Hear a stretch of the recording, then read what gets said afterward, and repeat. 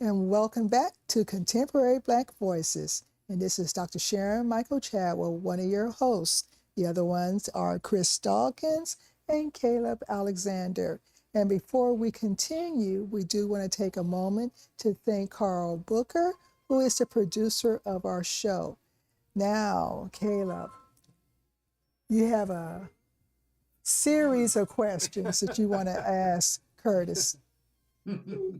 Yeah, again, brother, I do thank you for joining us today. And so I did have a few questions. I know it's kind of a few of them have been covered and answered, uh, but I guess my question, I guess my primary question is with the young brothers who are in prison, uh, how do like what programs are in prison that will kind of get them uh, ready to return to society and to kind of uh, reduce that rate of recidivism. So, are there any particular programs, or is there any kind of mentorship from the old head to the new schools that'll kind of get them in that right mindset?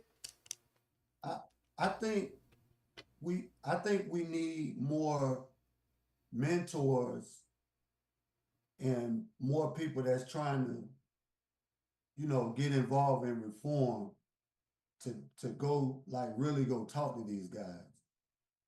And I think, because the jobs is out here. It's just whether you want to work them or not. It's I know where I'm at, it's jobs. So, it's whether you want to work them or not. And, you know, I think that we need more reform guys going in and just, more push, to help them when they get out here. I think they need more of that, more motivation, more family support than anything. Okay. And so let me ask you. So, based on your experience, like, what works? Like, what would you recommend uh, to help some of those young brothers make that transition, or uh, to not want to return? You know what I mean? And so, what programs that you see based on your experience that actually work? I think the programs that worked for me was business. I took business courses. I think they need to be more knowledgeable with finances, and I think that's a lot of the big problem too. When a person do get out, they get a job or whatever, and they don't know how to financially uh, maintain. And they used to the street way because I know that's how it was for me. So I had to know and had to learn and take courses, finance courses Mhm. to be able to help me when I got out. So, that's what helped me. I took a lot of business courses. And I also did trade stuff. I did, because in prison you do, you're gonna work, you're gonna do something. So you're gonna obtain a skill, so but you just a lot of it is a lot of self education, and I think it should be more financial courses. Mm. That's what I think. And I know you had said that you prefer no prison, which we all, of course, would prefer. So what? Let me ask you this. So what message would you give to the young brothers before they hit the system? Amen. What would be your message to those young brothers to help them? And are there any organizations that are out there doing that work, doing that outreach, and explaining to the young brothers, this ain't what's happening. This is not where it's at. Uh, you're gonna lose 5, 10, 6, 7, 8, 9 years or whatever in the system when you could have spent that time out here working and end up making more out here working than because of the time you lost. And so the fast money is not always the best money. Are there any organizations or programs, and what message would you give to the young brothers?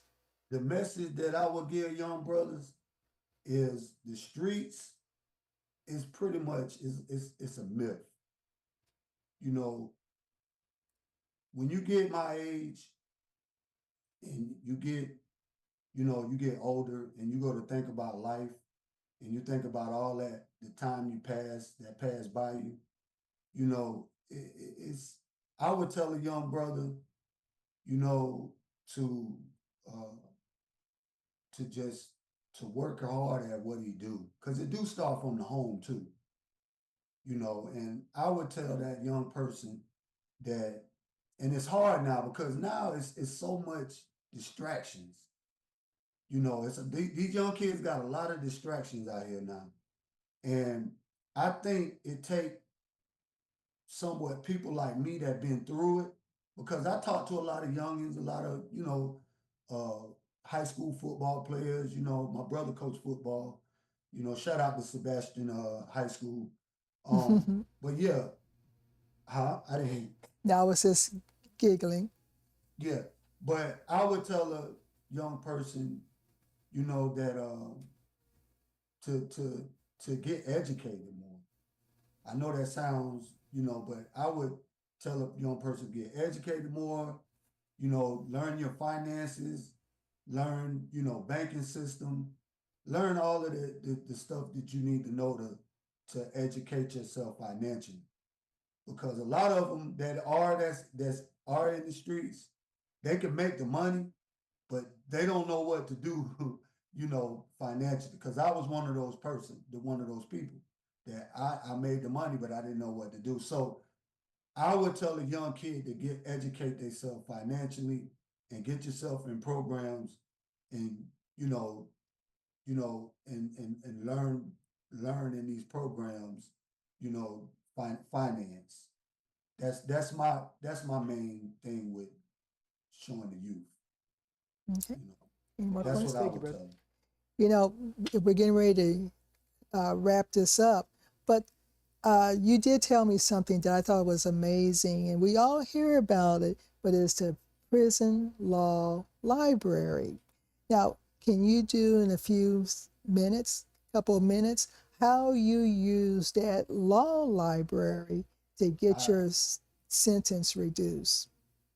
well, the law library for me, it was a puzzle at first, but I kept going back, and I had to I prayed and just asked God for understanding to give me understanding of this stuff because law is so difficult, and I had a lot of guys in there to help me out, because you got some of the best lawyers and paralegals in the system. So I was getting in trouble so much to the point where I had to learn law, and I made myself learn it, learn case law, and that's another thing, I tell these young cats too, before you get in trouble, man, you need to learn the law. You know what I mean? Because me getting in trouble so much, I had to learn it because I had to learn how to get out of it. So, and that law library was, it was everything to me because, a lot of cats in there, man, they fighting. They fighting. They never coming home, but they trying to, write these motions and, trying to get back in court to try to beat these cases. So I tell a young kid too, not just only finances, learn the law, know the law, know your rights, because like I said, I got in trouble so much, I had no other choice but to learn it. Okay. Well, Chris, do you have any closing comments? No. Okay. Well, we want to thank you, Curtis, for coming on the show and sharing your experience and being so transparent. Yeah, and hope you can come back on at another time. But with that being said, this is Contemporary Black Voices, where we tell our story our way.